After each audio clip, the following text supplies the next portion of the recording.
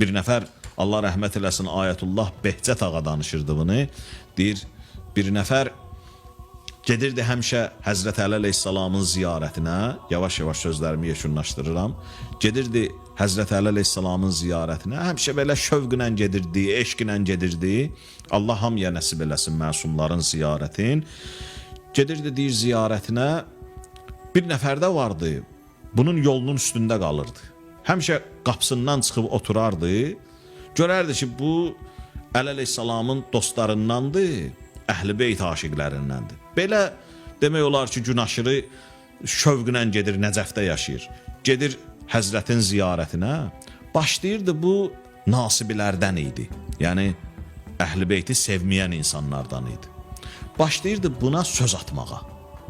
Ki, bunun işi gücü qutarıb, hər gün gedir, qəbri ziyarət eləyir, filan eləyir, filan eləyir. Necə indi o söz atmırlar? Gedib, məsələn, zirehdən öpürsən, nə bilim, qəbri ziyarət eləyirsən, dəmirdən tutursan, qapıdan tutursan, filan tutursan. Deyir, bu da belə buna söz atdı. Axırda deyir, bu da dinmirdi. Gedib elə ağanı ziyarət eləyirdi, amma narahat olurdu. Axırda deyir, bəlkə narahat oldu. Çünki bu adam, bu Əhl-i Beyt dostuna axırda çox belə Həzrət Əli əleyhissalama qarşı cəsarət elədi. Dedi, o ağava deyərsən ki, məni öldürsün, əgər öldürməsə, mən səni öldürəcəm. Gəldi, deyir, ağanı ziyarət elədi. Çox narahat halda ki, day, bu qədər də yox da. Sən artıq Əli əleyhissalama cəsarət eləyirsən sən ki, yəni, ağava di görün məni öldürə bilər, məni aradan apara bilər. Əgər öldürməsə, mən səni öldürəcəm. Çox narahat halda ziyarətin edir, qayıdır evə. Deyir, yatır yuxuda Əli əleyhissalam görür. Əli əleyhissalama deyir ki, ya Əli, mən deyir, çox narahatam. Ona görə ki, həmin o adam mənə hər dəfə söz atırdı, eybi yox. Ona bir təhər dözürdüm. Amma yavaş-yavaş keçir, sənə cəsarət eləyir. Həzrət Əli əleyhissalama deyir ki, səndən istəyirəm, ona bir nəsə bəla verəsən, o mənim yolumun üstündən götür, mən rahat gəlim sənin ziyarətivə. Ağa qayıdır buna deyir ki, onun mənim boynumda bir dənə haqqı var. Mən ona Allahdan bəla istəyə bilmərəm. Deyir, ağa, niyə? O haqq nədir onun sənin boynunda? O yavaş-yavaş sənin dostlarından keçib sənin özünə cəsarət eləməyə. Deyir ki, o həmin o adamdır ki, bir dəfə Fərat çayının qırağında oturmuşdu. Belə baxdı suya baxanda qayıtdı, dedi ki, Allah sənə lənət eləsin, Yezid, Ömər Səd, axı bu Hüseynin taxsırı nədir? Bir için bu sudan vermədiniz ona. Su da yad elədi, İmam Hüseyni də yad elədi.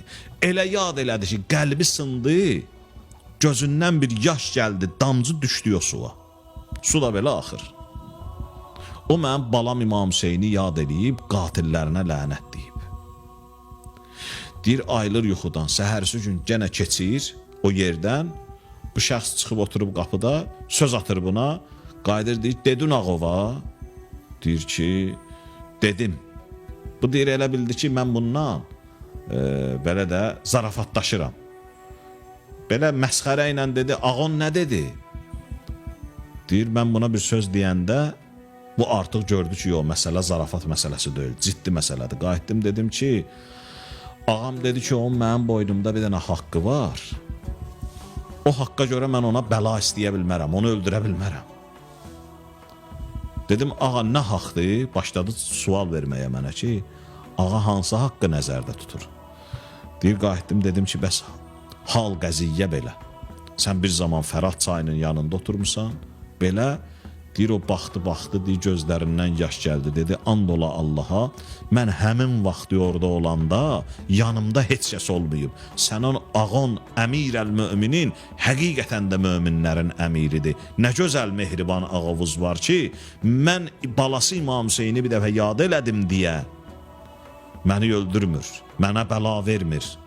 Belə ağıya iman gətirib, belə ağanı sevməmək insafsızlıqdır.